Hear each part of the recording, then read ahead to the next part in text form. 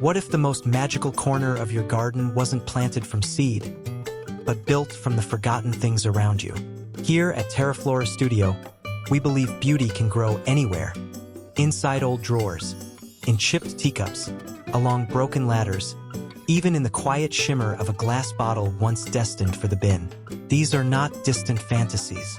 They are ideas you can shape with your own hands, in your own space with what you already have. Imagine stepping into your backyard at dawn. The dew still clings to leaves, and a soft breeze carries the scent of rosemary. There, a rusty colander has become a hanging planter. A ladder too old to climb now holds herbs along its rungs. A teacup, cracked but loved, stands proudly as a tiny mushroom stake. These small transformations do more than decorate a garden. They whisper a reminder that nothing is ever truly wasted. As you watch, you might begin to notice how light falls differently across glass, how it carries stories even in its splinters, how sound lingers when silver spoons turn to chimes. These projects are not about perfection. They are about presence, about slowing down enough to create, to reimagine, and to let your garden breathe with new life. A gentle disclaimer before we wander further. All the images and ideas in this video are crafted with the help of AI. Some details may carry small imperfections, but that is the spirit of it. Inspiration, not blueprint. Seeds, not strict instructions. What you see here is an invitation to make it your own. And if this journey stirs something in you, I ask softly, stay with us. Subscribe not just to follow a channel, but to nurture a growing circle of people who believe that beauty can be found in what others leave behind. Each click, each comment, each small gesture keeps this dream alive. Welcome, then, to TERAFLORA Studio. Let us begin.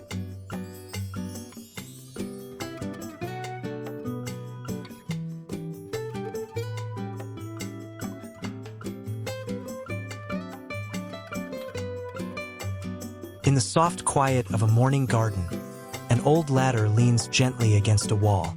Its rungs once carried paint-splattered shoes and heavy hands, but today they cradle something lighter. Terracotta pots brimming with mint, basil, and rosemary. The paint, once bright, now peels in layers of blue and white, whispering of seasons past. Ivy brushes against its side, and bees drift lazily among the blossoms. It feels as if the ladder has finally found rest, yet in its rest, it holds life.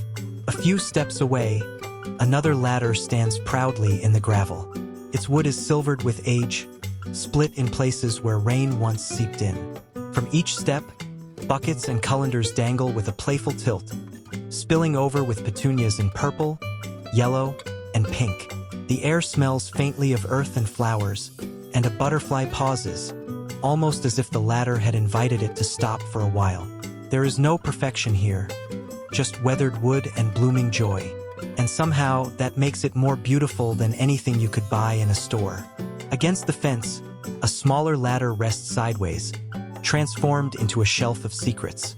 Each rung holds a ceramic mug, once chipped and forgotten in the back of a cupboard, now reborn as tiny homes for succulents. Their fleshy leaves stretch toward the sun, while trailing vines weave into the cracks of the fence. The evening light spills gold across the scene, turning every imperfection into poetry. This is what reclaimed ladders teach us. Beauty isn't in flawless lines, but in stories that linger in the grain of wood and the rust of old nails. You don't need tools beyond a bit of twine, a few hooks, and your imagination. Let the wood remain rough, let the edges stay uneven.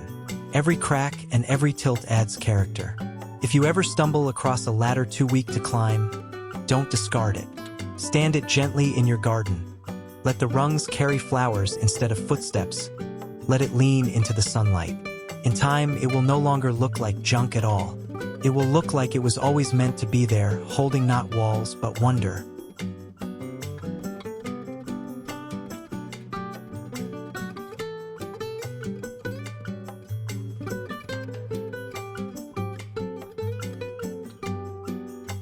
In a corner where sunlight brushes the lavender, a chipped teacup dangles gently from a branch. Its porcelain, once clinked in kitchens and filled with warm tea, now cradles seeds for a small robin. The bird dips its beak delicately, unafraid of the cup's faded flowers or the stains time has left behind. What was once too imperfect for a table has become a banquet in the garden, a gift both humble and beautiful. Step further, and a curious sight sways in the breeze.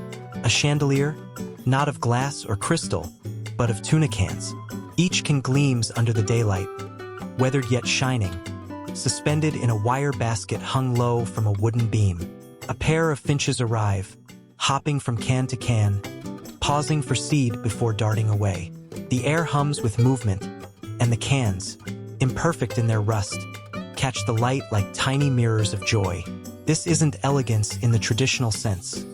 It's resourcefulness transformed into art. Against the ivy, an old lantern tells its own story. It no longer holds a flame, yet it still glows in spirit. Inside rests a teacup filled with grain, an offering wrapped in the quiet shelter of metal and vine. A sparrow perches silently at its side, as though listening to the whisper of the flowers swaying nearby. The lantern doesn't shine with fire anymore, but with presence, a reminder that usefulness doesn't end with its first purpose. The beauty of these feeders is their simplicity. They don't ask for complicated tools or expensive supplies. Twine, cans, cups, or lanterns long forgotten are all it takes. With every hung relic, the garden becomes more than a place of plants.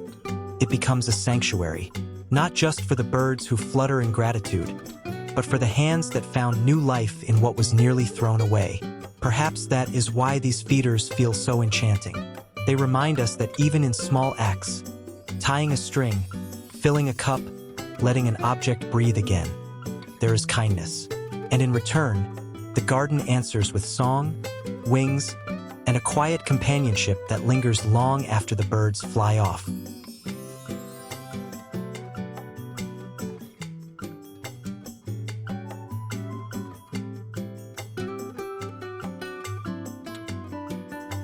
Tucked beneath the branches of an old apple tree, a small wooden cottage sways gently. Its walls are uneven, its doorway a little off-center, and the roof patched with scraps of tin. Yet in its imperfection lies a charm that no store-bought design could ever replicate. A robin perches on the twig that serves as its doorway step, tilting its head as if approving of the home built from nothing more than forgotten wood. Closer to the stone wall, another house waits quietly.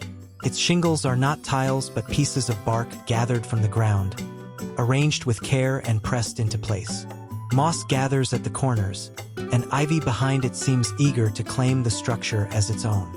The air is fragrant with lavender, bees dipping in and out of the blooms, their hum blending with the breeze. Here, the birdhouse feels less like a decoration and more like something that simply grew from the garden itself. And as the day fades, the soft glow of evening reveals yet another. Painted once in blue, the color now fades and peels, leaving streaks of time across the wood. Moss climbs gently along the roofline, softening the edges, and a sparrow peeks from its doorway, framed by the amber light of sunset. It feels like a scene from a storybook, a reminder that beauty doesn't need to be polished to be felt. These houses tell us something important, that our gardens don't need perfect lines or expensive ornaments. They need stories. Each salvaged plank, each crooked cut, carries with it the history of a gate, a drawer, a fence long gone. When pieced together, they become sanctuaries not only for birds but for the maker, too. You don't need fine tools or flawless carpentry. A few nails, some imagination, and wood that once served another purpose are enough. Let the cracks show. Let the rust peek through. For the birds, it's shelter. For you, it's a quiet joy, a memory you've built with your own hands. And when the morning song begins, carried by wings that chose your handmade refuge, you'll know that what you created was more than an object. It was a kindness, shaped in wood, hanging gently in the rhythm of the garden.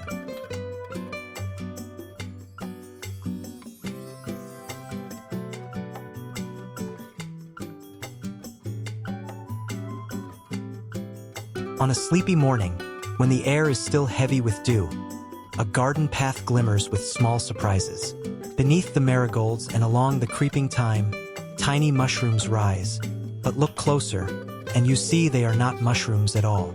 They are teacups, once forgotten in kitchen cupboards, now standing proudly on bamboo stakes, their colors bright against the soil. One wears a playful coat of red with white dots, a storybook vision among the flowers. Another, delicate with faded roses, seems to hum with memories of tea poured long ago. As you follow the path, more of these whimsical figures appear, each one different, each one carrying its own charm. A cup painted in earthy browns blends gently with moss, while another in pastel blue reflects the afternoon sky. Some are chipped, some stained, yet all have found a new life in the garden. The imperfections only add to the illusion, as if the forest itself had decided to dream in porcelain. In a shaded corner beneath the wide leaves of hostas, 3 teacups stand together like a family. Their stems, simple wooden dowels, hold them steady against the breeze. The light of evening filters softly, casting golden halos around their rounded forms. From the stone bench nearby, you could sit and watch them as if they were guardians of some secret woodland tale. The beauty of this idea lies not in precision, but in playfulness. It is a reminder that gardens are not only for growing food or flowers, but also for delight. With a teacup, a stake, and a bit of imagination, you can create a scene that makes people pause, smile, and remember that life is not always serious, and practicality rests quietly within the charm. These stakes, when sealed, withstand rain and sun, standing through seasons with little care. They mark paths, brighten shaded corners, and bring laughter to those who stumble upon them. So the next time you hold a chipped teacup in your hand, resist the urge to toss it away. Instead, flip it, paint it, and let it bloom as something entirely new. For in the right light, even a teacup can become a mushroom, and a garden can become a place where imagination grows alongside the marigolds.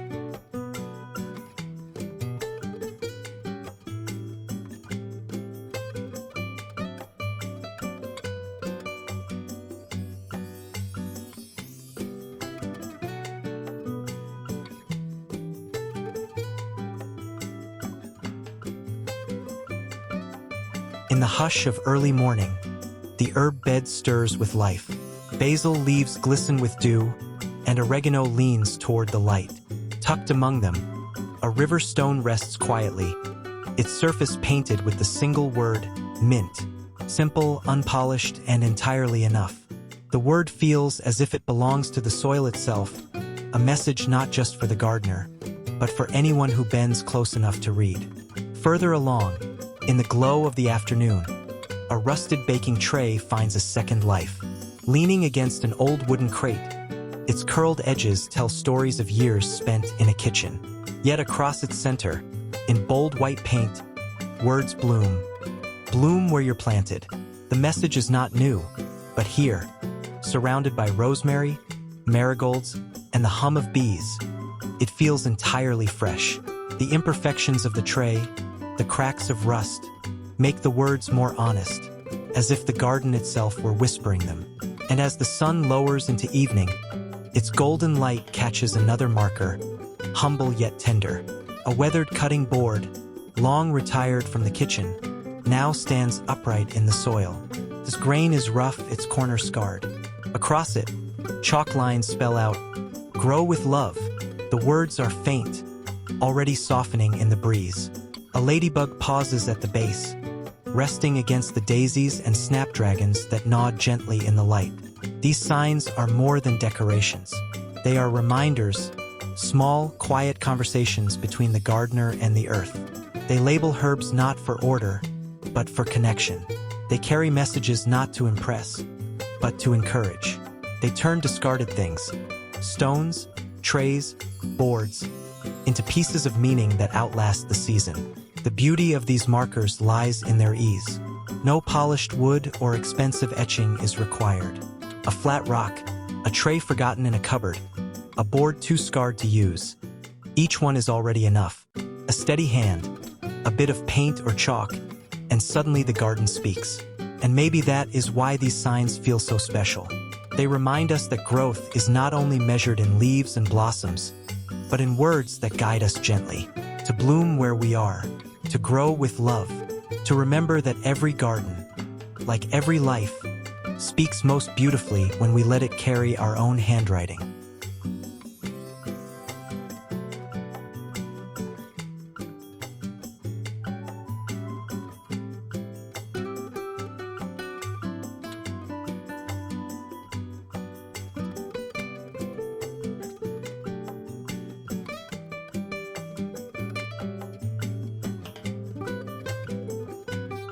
In the hush beneath the ferns, where the ground is cool and the moss grows soft, a village begins to appear. Not built of brick or timber, but of corks and bottle caps, of bark laid carefully into tiny shingled roofs. Each house leans slightly, each path of pebbles winds with quiet intention. To wander here is to step into a story you didn't know was waiting, one told not by grand designs but by the smallest details. On a nearby bench rests a glass jar, open at the top, filled with its own little world. Inside, moss spreads like a carpet. Tiny mushrooms painted in bright reds and whites stand like guards, and a trail of translucent stones leads to a swing tied from cork and twine. A single fairy figurine sits in stillness, as if watching over a garden both ours and hers. Afternoon light filters through the trees, casting a warm glow that makes the jar shimmer like a secret kept safe. And tucked among the violets, a table waits. Its surface is a scallop shell, polished by time, surrounded by chairs made from bottle caps painted in bright colors. On the table, porcelain cups no bigger than thimbles rest beside a tiny open book. The scene is quiet, yet so full of imagination it feels as if any moment, someone small might walk in to sit down and sip tea. This is the beauty of a fairy garden. It asks for no perfection, only play. It turns scraps into stories, forgotten things into possibilities. A cork becomes a chimney, a spoon becomes a doorway, a broken bit of shell becomes a table. And in the act of arranging these small wonders, we find ourselves slowing down, noticing the textures, the moss, the way light catches on glass. Practicality and imagination meet here. A jar becomes a terrarium that can live on a shelf or windowsill. Pebbles and bark become pathways that bring delight to the garden floor. None of it requires skill beyond curiosity. None of it demands tools beyond what's already at hand. Perhaps that's why fairy gardens feel timeless. They remind us that even in grown-up spaces, there is room for wonder. And when we pause to create a world this small, we remember that magic is never far. It just waits for us to look a little closer.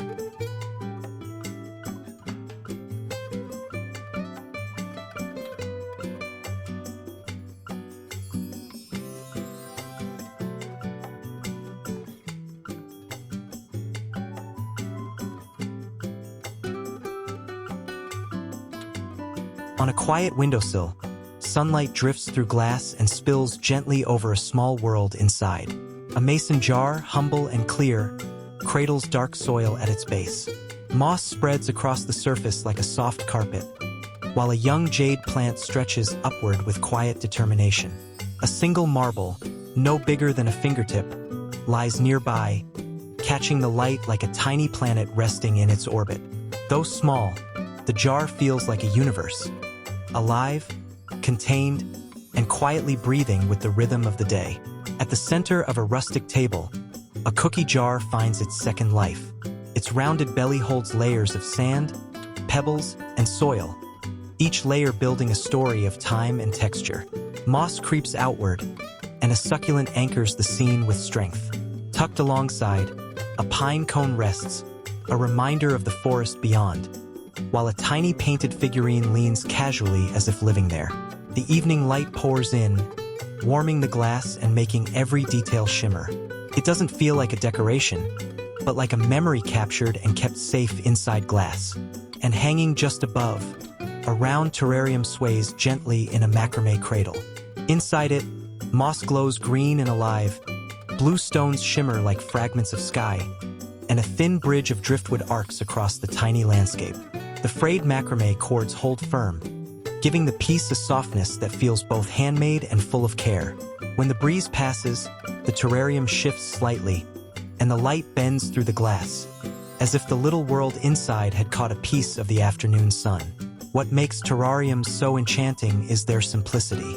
They don't ask for grand spaces or expensive tools. A jar, a handful of soil, a few pebbles, and a sprig of moss are enough. With patience, the inside grows slowly, quietly teaching us to notice small changes. The first root, the way condensation gathers at dawn, the steady unfolding of life in miniature. These jars remind us that nature doesn't need much to thrive, only care and attention. And in return, they give us something precious. A tiny landscape, a window into stillness, a reminder that even the smallest spaces can carry whole worlds.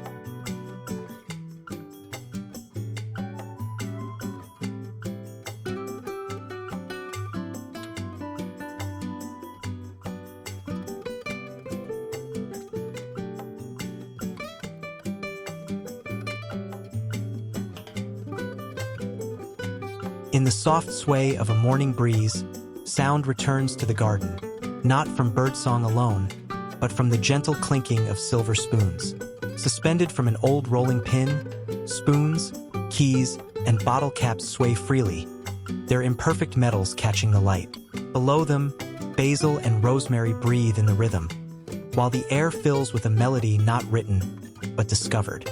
The imperfections of each piece, the scratches, the dents, become part of the song. Further into the garden, a mobile twirls beneath the branches of a flowering tree.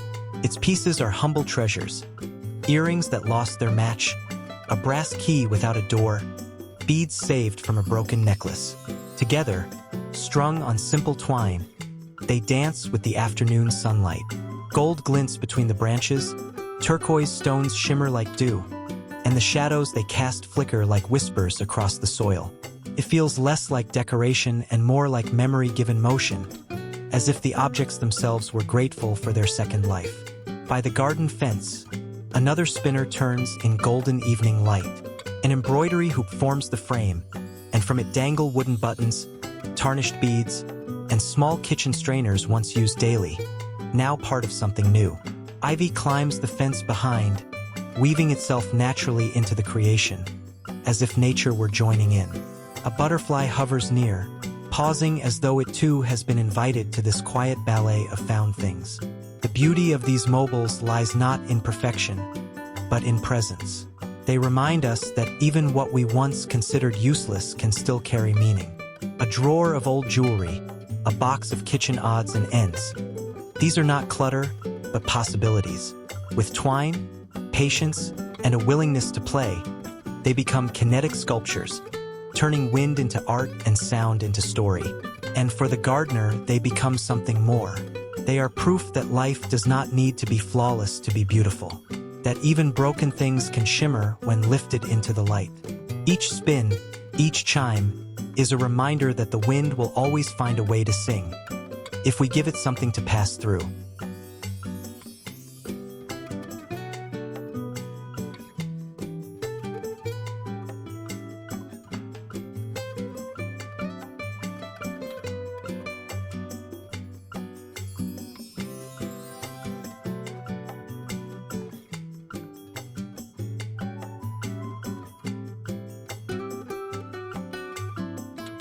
In the brightness of a summer morning, the garden floor comes alive with color.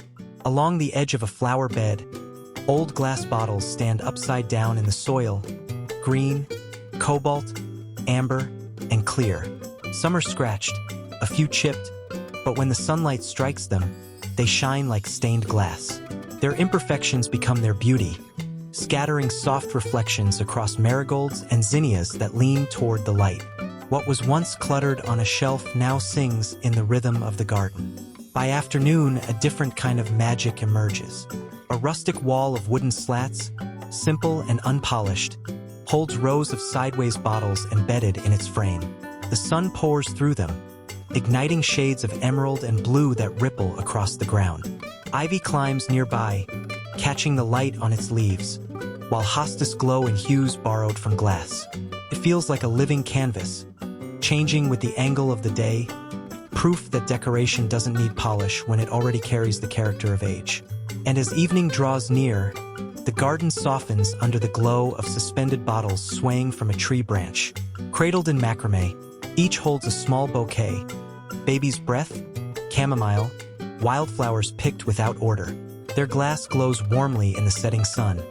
And as the breeze stirs, the bottles sway gently, like lanterns whispering in silence. It is a reminder that beauty does not need to shout. It can hang quietly, catching light and air in equal measure. These bottle projects hold a kind of poetry. They require little more than the willingness to see potential where others see waste. An old soda bottle becomes a garden border. A wine bottle becomes part of a wall of light. A jar becomes a vase in the branches. None of it demands skill beyond curiosity. None of it calls for perfection. And yet, the effect is transformative. What could have been thrown away instead becomes part of a sanctuary. A garden not just of plants but of stories.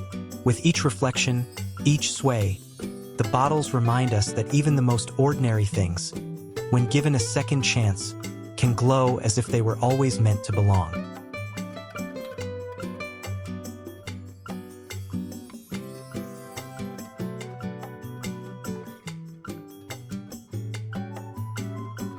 As daylight bows into evening, the garden changes its voice. The chatter of birds quiets, and in their place, small lights begin to breathe. Mason jars, humble and clear, hang from tree branches on twine.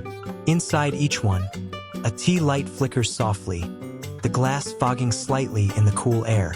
Their glow spills across the stones below, not in harsh beams, but in warm circles of comfort. They are lanterns, not bought, but made.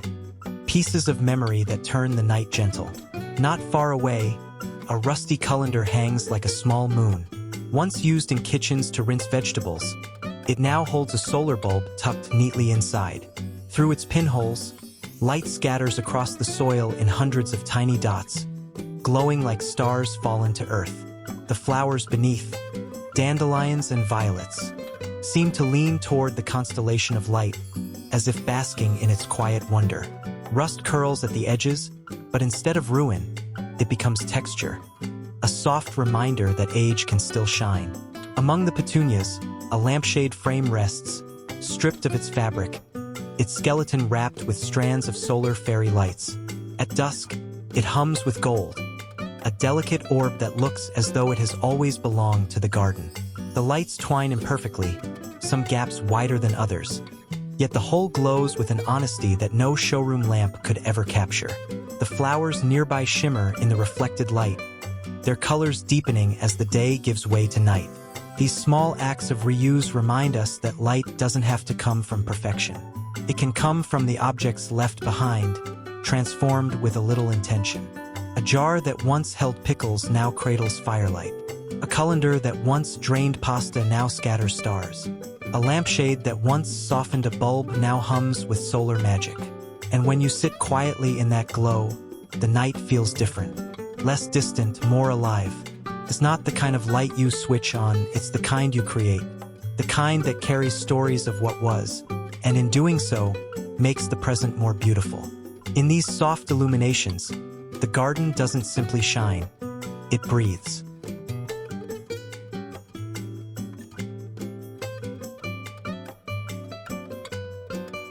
On a weathered bench in the garden, an old drawer has found a new purpose. Its face glimmers with shards of porcelain, blue and white pieces once part of dinner plates now arranged like a quiet rhythm across the wood. Inside, succulents sit plump and serene, their soft green leaves glowing in the morning light. Soil clings to the grain of the wood, as if holding onto memory. Imperfect, unpolished, and yet entirely whole. Further down the path, another drawer bursts with color. Its sides are covered with fragments of tile in bright orange, turquoise, and green, the pieces pressed together like stained glass. Within, marigolds stretch proudly, their golden heads lifted toward the afternoon sun, while alyssum spills gently over the edge. Moss softens the base of the drawer, and a watering can rests nearby, a companion to the blooms. The scene feels like celebration of color, of imperfection, of things made whole again. By the ivy-wrapped stone wall, a quieter drawer rests, Its surface is patched with amber, cream, and soft rust-toned ceramics, warm like autumn. Within its soil, small cacti rise from gravel, sculptural and still, their sharpness balanced by the softness of light. The drawer itself, painted once in beige, now carries cracks and peeling edges, softened with age. Evening sun brushes its surface, turning every flaw into poetry. There is something meditative about mosaics. Each broken piece holds a past, but when joined, they form something new. A planter not of perfection, but of patience. In creating them, you learn to see beauty not in what is whole, but in what is gathered, arranged, and made meaningful again. The practice is simple. An old drawer too worn for clothes becomes a vessel for life. Tile shards, broken plates, or even chipped coasters become its skin. Soil and plants do the rest, filling the structure with growth. No drawer is too crooked, no piece of ceramic too uneven. In fact, the irregularities are what make the final creation so alive. These planters remind us that gardens do not only grow from seeds. They also grow from the act of giving broken things another chance. And in their new life, they carry not just plants, but the quiet resilience of everything that refuses to be thrown away.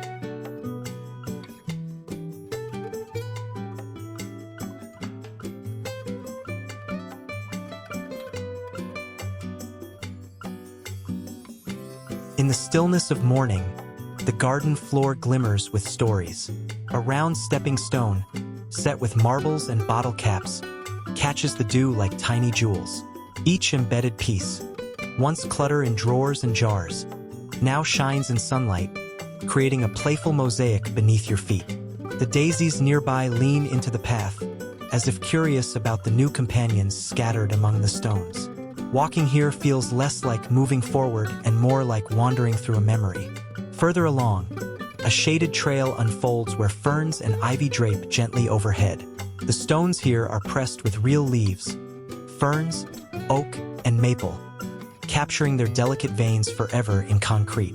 Each step feels like an echo of the forest, the impressions grounding you to the seasons that once dropped those leaves. Ivy hugs the path, and hostas bow their broad leaves in quiet agreement. The afternoon light filters down in soft patches, giving the pathway a sense of reverence, like walking through a living archive of nature itself. And then the path shifts again, this time rougher, more curious. Stones are set with old keys that no longer open doors, coins rubbed smooth by years, and porcelain fragments from teacups long broken. Moss creeps between the cracks, weaving green threads through history. A watering can rest by the edge, as if left behind in the middle of tending. The light of evening glows warmly, turning each odd object into something precious, something worth pausing for. What makes these paths remarkable is not their precision, but their honesty. They don't hide the broken edges or the mismatched pieces. Instead, they celebrate them, embedding scraps of the past into every step of the present. With each footprint, you carry forward a story, reminded that beauty isn't always neat or polished. It can be found in fragments, in things repurposed, in small acts of care. Creating these stones is simple, but their effect is profound. Concrete, a mold, and whatever forgotten treasures you have on hand. Marbles, leaves, keys are all it takes. And as the path unfolds, it does more than guide your feet. It slows your pace, invites your gaze downward, and reminds you to notice the quiet poetry underfoot. In the end, these are not just pathways. They are invitations, each stone asking you to pause, to remember, to walk a little more gently through the garden of your life.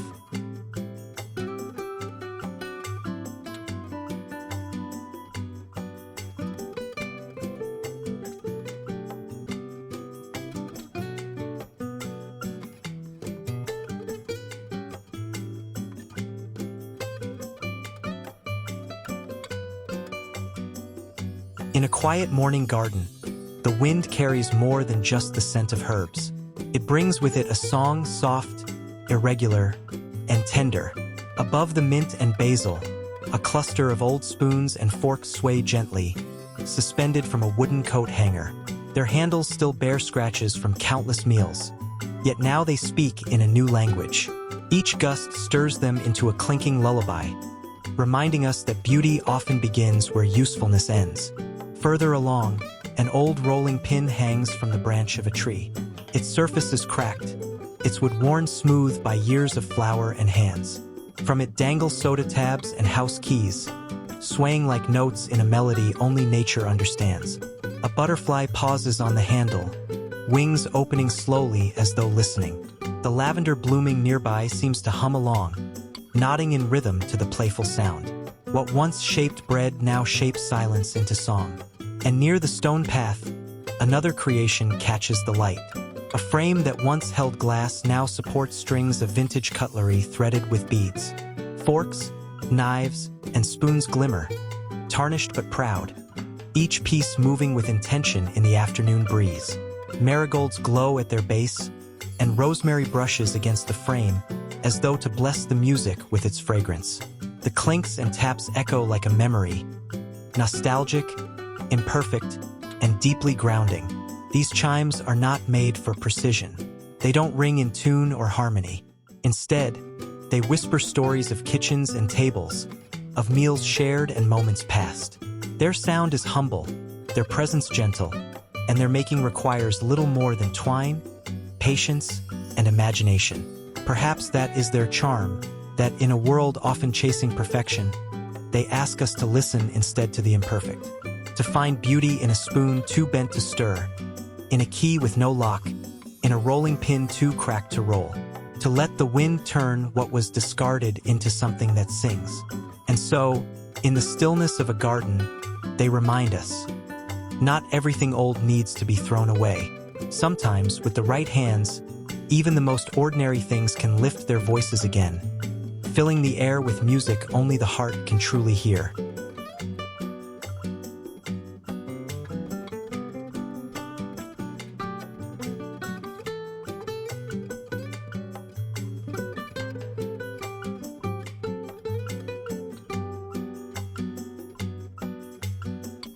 In the still corner of a garden, where grasses sway slowly and the afternoon light lingers, a frame rises from the stones. Its paint is faded green, chipped at the edges, its glass long gone. Hanging within, a few crystals and bundles of dried flowers shimmer quietly, catching the sun as it drifts across the sky. For a moment, the frame becomes less an object and more a threshold, an invitation to pause and see the world beyond as if it were a painting. Between two old trees, another window sways gently in the breeze. Its wooden body is scarred by time, its panes dusty and cracked. Yet the flaws only soften it, giving the light a way to enter differently. Ivy curls around one corner, wrapping itself as though claiming the window as part of the forest. Through the open panes, a stone path stretches forward, but it feels less like a route outward and more like a quiet journey inward, into memory, into stillness. And then, among lavender and cosmos glowing in the last light of the day, a shabby white frame rests. Its paint peels in long strips, sun-aged and weary, but still holding its shape. A bird perches at the top for just a moment, tilting its head as though noticing what we notice, that even without glass, even without purpose, the frame offers a kind of beauty no perfection could match. It stands not to separate inside from outside, but to remind us that sometimes art is simply about choosing where to look. These windows do not open to rooms, nor do they close against the wind. They stand in gardens to remind us of perspective, that nature, when framed, can be enough. A discarded window, rescued from a shed or a flea market, becomes a portal not to another place but to another way of seeing. The making of such pieces requires little more than intention. A frame, a patch of earth, perhaps a touch of twine, flowers, or crystals to give it presence. And when placed with care, it transforms the garden into something tender and unexpected. In their stillness, these windows whisper, beauty is not always about what is new or whole. Sometimes it is found in the broken, the peeled, the imperfect. Sometimes it is found in the simple act of framing the world as it already is.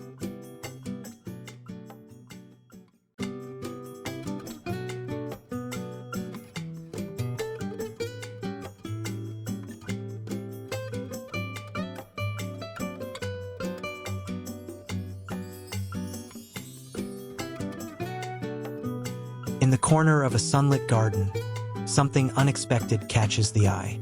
Perched proudly on the handle of an old broom, an owl gazes out with wide, unblinking eyes. They are faucet knobs, once twisted daily to release water, now gleaming like polished glass under the morning sun. Its body is layered with spoons, tarnished yet shimmering, each one telling the story of meals long past. From a distance, it seems alive, a sentinel of silver watching over marigolds and violets below. Just nearby, a tiny bug makes its journey across a moss-covered stone. It doesn't scuttle or hum. It simply rests, sculpted from teaspoons and rusty nails. Its round body reflects light in uneven patches, giving it a charm both playful and curious. Surrounded by ferns, it looks as though it wandered in from the pages of a child's storybook, a creature born from imagination and leftovers. And deeper in the garden, where snapdragons stand tall and bees work busily, a flower blooms that was never planted. Its petals curve outward in shining forks, their tines bent just enough to catch the light. At its heart rests a ladle painted bright yellow, glowing like a sun in miniature. Bees hover curiously, perhaps drawn as much by its shape as by the nectar nearby. The sculpture stands proudly among the real blossoms, blurring the line between nature and creation. These pieces are more than decorations. They are reminders of the stories we throw away.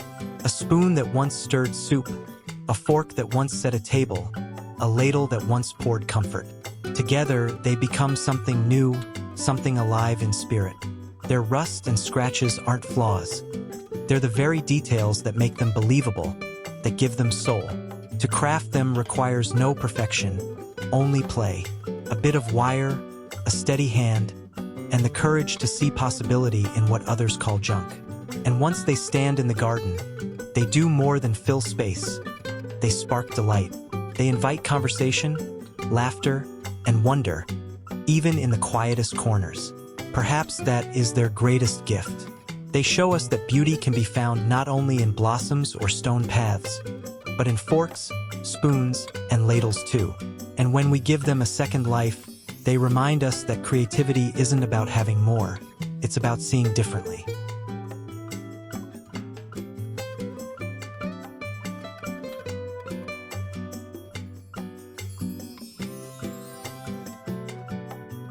As the light fades and the garden grows quiet, every project we've shared settles gently into memory. A ladder turned to shelves, a teacup shining as a mushroom, bottles glowing with captured sunlight. Each one is proof that even the simplest things can hold wonder when given a second chance. These are not just decorations. They are stories stitched into soil and wood, glass and clay. They remind us that creativity isn't about what we buy, but about how we see. Here at TERAFLORA Studio, we believe gardens are more than spaces for plants. They are sanctuaries where imagination takes root, where the discarded is reborn, where time slows long enough for you to hear the hush of wind through ivy. Each idea you've seen is meant to be a spark, a gentle suggestion. They are not rules, only invitations, to make, to play, to notice beauty waiting in what others might overlook. So as you step back into your own world, carry this thought with you. Your garden, no matter how small, has room for magic. A chipped mug, a forgotten drawer, a jar without a lid. All of these can become part of something new, something that feels like it has always belonged. And if these stories spoke to you, I invite you to walk with us further. Subscribe to TERAFLORA Studio, not simply to follow another channel, but to be part of a circle that believes in gentle reinvention, in soulful creativity, in the quiet joy of making. Every subscription, every comment, every moment you share here keeps this dream alive, helping it bloom like the gardens we cherish. Thank you for watching, for listening, and for seeing. Until next time, may your hands be steady, your garden kind, and your imagination always in bloom.